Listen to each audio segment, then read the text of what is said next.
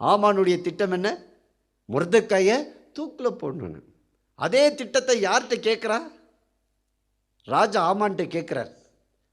ராஜாவை காப்பாற்றினவனுக்கு என்னெல்லாம் செய்யணுப்பா? அவன் சொல்கிறான், பெரிய பெரிய அதெல்லாம் செய்யணும், இதெல்லாம் செய்யணும், அப்படியெல்லாம் பண்ணணும், இப்படியெல்லாம் பண்ணணும், குதிரையில் கொண்டு போகணும், கிரீடத்தை வைக்கணும், எல்லாம் பண்ணணும். ரைட் எல்லாம் பண்ணுமா? சரி, நாளைக்கு போய் அந்த வெளியில் உட்காந்துருக்கான் பாரு மொர்தெக்காய், அவனை கூப்பிட்டு இதெல்லாம் அவனுக்கு பண்ணிடு. அல்லேலூயா. ஆமானுக்கு உங்கள் மேலே ஒரு திட்டம் இருக்கும், தேவனுக்கு உங்கள் மேலே ஒரு திட்டம் இருக்குது. அல்லேலூயா. நீங்கள் எந்த திட்டத்துக்கு ஒப்பு கொடுக்குறீங்க?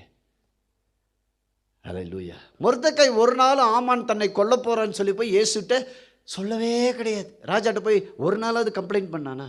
சொல்லவே கிடையாது. அவன் பாட்டுக்கு அமைதியாக உபவாசம் போட்டு ஜெபம் பண்ணிட்டே கிடந்தான். என்ன போட்டிருந்தா? இவர் உபவாசம் போட்டு ஜெபம் பண்ணுறாரு, ஆமான் இவனுக்கு எதிராக திட்டம் பண்ணுறாரு.